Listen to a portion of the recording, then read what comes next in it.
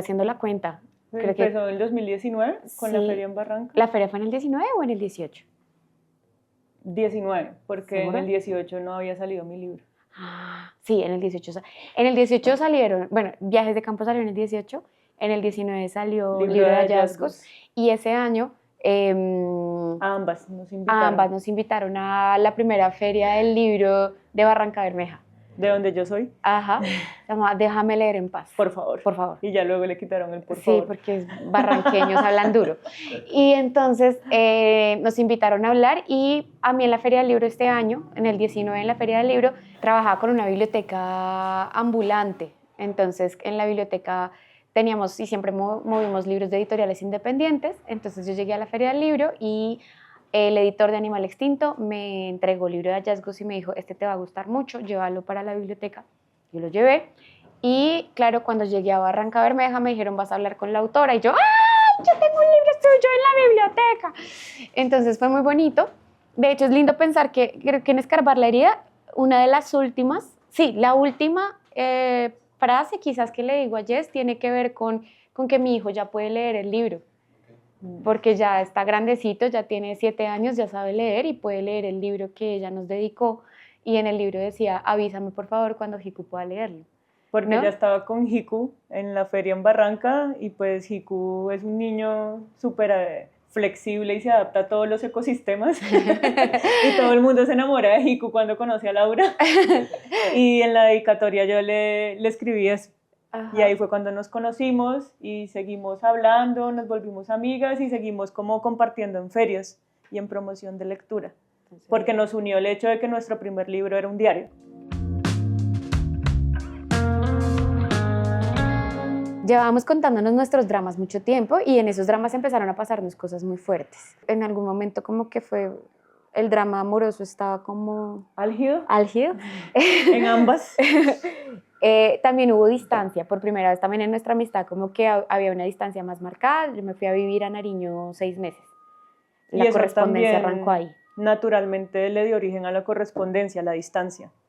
Como que esta necesidad de poder explayarnos más en lo que nos estaba pasando, hizo que naturalmente también como que ambas decidiéramos como no, pues escribámonos cartas. La primera que lanzó la carta fue Lau, fue la primera en enviarme un correo. Yo me demoré el resto en responder, pero ahí seguimos. No recuerdo bien la cantidad exacta de las cartas que logramos intercambiar. Creo que son como 20, 21 cartas, pero aquí quedaron 16.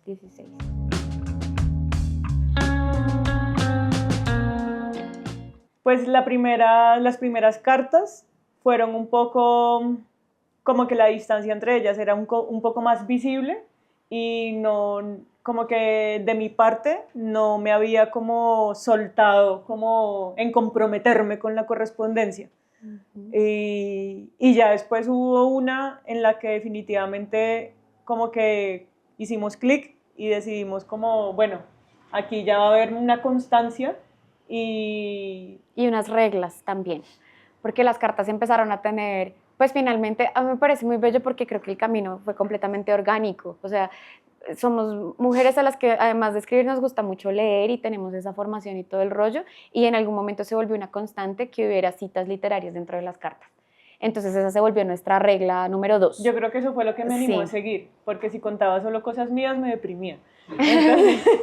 Entonces, claro, eso oxigenó la correspondencia y se volvió como un motor para seguir andando ahí, porque era la emoción y como saber como, ¿qué me va a recomendar Laura en la próxima carta? ¿Qué le recomiendo yo en la mía? O encontrar una cita literaria y decir, uy, esto se lo tengo que mandar a Jess, creo que encontré la cita. Todavía nos pasa, como que, o sea, el libro se lanzó hace unos meses y sin embargo con Jess es como que a veces me dice, esto debía haber estado, ¿no? Y la foto de una cita literaria que aparece y uno dice, claro, esto pudo haber sido un epígrafe. Esto pudo ser epígrafe. Entonces hubo esa es la regla 2. La regla 1 fue que en algún momento sí nos dimos cuenta que iban a girar en torno al tema más harto, que siempre uno coge con pinzas, al que nunca le quieres meter la mano, porque o te lo califican de típico que hables de amor, o uno también se da palo y dice como este tema es difícil, es complejo y nadie puede decir mucho. Es como hablar de la felicidad, ¿no? Como escribir un texto feliz es muy difícil. Lo mismo pasa con el amor y el desamor, ¿no? Como que o son muy manoseados o son muy banalizados. Entonces como que dijimos, pero tenemos que contarlo, vamos a hablar de estos dramas que no nos están dejando escribir otras cosas. otras vainas que quisiéramos escribir.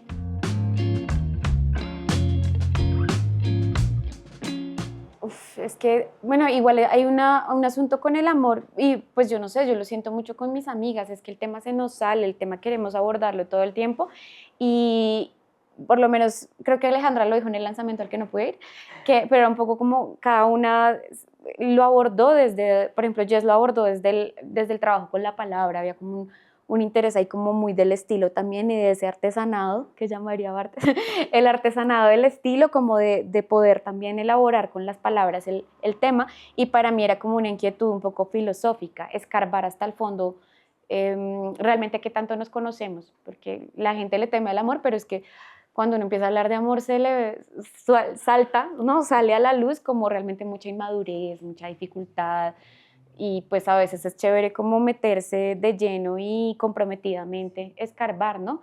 Solemos ser muy víctimas o ser muy victimarios en el amor, entonces hay que agarrarlo.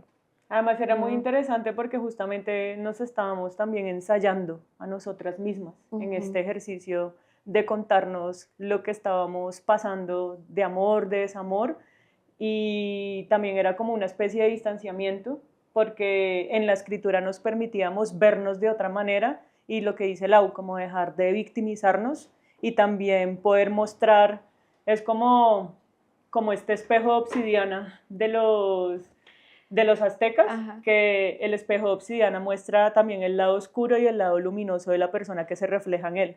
Y en parte yo creo que esto también es la correspondencia, porque aquí también yo quedo mal parada. Las dos quedamos re mal paradas. Y es como, lo único que decimos es, al menos somos putamente sinceras. Pero... Sí, y por eso nos pareció interesante que se volviera libro, porque no iba a ser como un diálogo ensimismado de, ay, pobre de nosotras, sino que como que podíamos mirarnos también desde otro lugar y también como que un poco las cuestiones que estamos acá trabajando en la correspondencia, pues muchas personas han estado en estos lugares. Entonces, por eso, pues era como muy natural que también se volviera libro, a pesar de que en un principio no es natural que una correspondencia se vuelva libro, se vuelva pública. Nosotras éramos muy conscientes también al momento de escribirnos de que queríamos que otras personas también nos leyeran.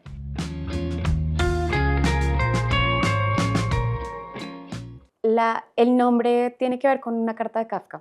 Con el epígrafe. Lo leemos, que lo eligió Lau. Lau eligió el epígrafe y el epígrafe luego al final de tantas opciones nos dio el título también. Sin saberlo. Por otra parte, quizá no sea en realidad amor cuando digo que eres para mí lo más amado. Amor es cuando digo que eres el cuchillo con que escarbo mis heridas. Carta de Franz Kafka a Milena Jesenska. Entonces, claro, entonces, no sé, quizás pensaba yo en un escarbar, no como herir más, sino como poder limpiar, ¿no? Que es importante porque cuando uno no escarba y limpia, pues... Retirar el tejido muerto. Exacto, y limpiar porque pues puede supurar, ¿no? Como que hay que realmente hacer como una desinfección. Creo que es más, yo me fui más por ese lado en el título, ¿no? Como que no pensaba en un escarbar como por el placer de ser masoquista. Sí, no, sino como por el poder depurar. Y pues sí, eso mismo también, eso es amor. Y también como escarbar la tierra, como también escarbar en nosotras porque nos estaba pasando lo que nos pasaba.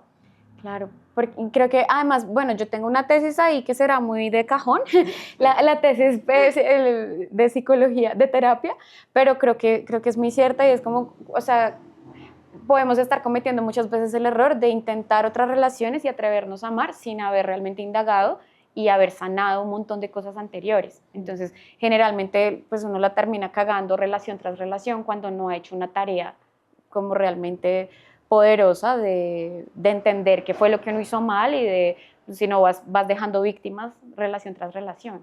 Y como creando un patrón. Exacto, ¿no? Como, pero ¿por qué siempre me meto con imbéciles? Es como, amiga, te explico.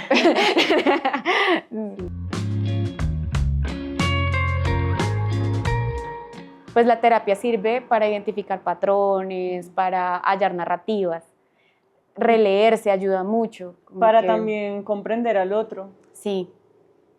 Sí, como que en mi caso era como que empecé en las primeras cartas hablando del duelo Y claro, como que eso me hizo como por algunos momentos hacerme en la otra orilla para entender también qué era lo que la otra persona estaba viviendo. Entonces sí fue, creo que esta escritura de la correspondencia también ayuda a depurar cosas. Algo que yo siempre he dicho es, cuando una tiene bastantes personas amigas, siempre está actualizándolas en qué va, ¿sí? Porque siempre el amor se vuelve como una noticia en desarrollo, y más cuando está en sus inicios, en sus albores o en sus tropiezos desde el comienzo. Y también una se cansa. A mí yo me cansé el resto y eso me tenía agotada, como absorbida un poco. Es que también es una materia, pues pienso en Diana Obando, un día que me dijo, ella aparece aquí como la terapeuta en ciertos momentos, es una escritora que quiero y admiro un montón, y ella me decía como, parce, es que es una droga, y no el amor, el enamoramiento sobre todo, porque también es como esa distinción, ¿no? Pero es una droga que te puede tener ahí, y la vida empieza a girar en torno a eso, y si tú no lo enfrentas y identificas en qué estás, pues te dejas ir con esa droga. Y hay mucha gente que se ha perdido en la droga del amor. Sí. Y las mujeres somos víctimas muy constantemente de la droga del amor. Es una droga que nos pone también la sociedad así como de frente, ¿no? Como persiguiendo un ideal, queriendo tener una representación del amor tal y como la tienen otras personas. Y escribirlo ayudó bastante como a soltar también un poco, porque ya en la escritura, a diferencia de cuando lo conversaba con mis amistades, lograba como superar el tema un poquito, como... Ya lo conté, ya.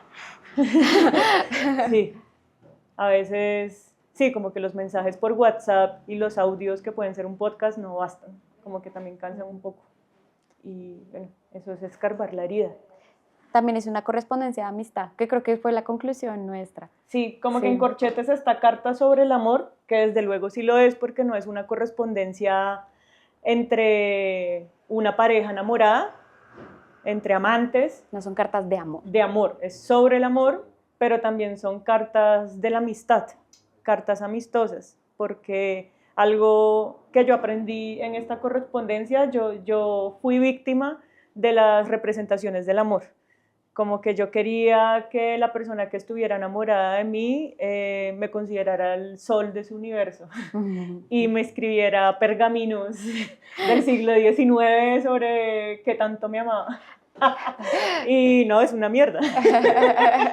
Y al final me di cuenta que todas esas cartas que yo estaba esperando, o esta palabra ampliada, explayada y dedicada como en contarnos las cosas, lo logré pues con Lau. Como que mis verdaderas cartas de amor son las que me escribí con Laura. Entonces, si tengo un novio parco, no me tengo que lamentar por ello. Tengo mis amigas, con ellas me puedo escribir. Claro, y que también va sobre eso, realmente encontrar, como en el amor romántico un poco, pero encontrar correspondencia es un milagro, ¿no?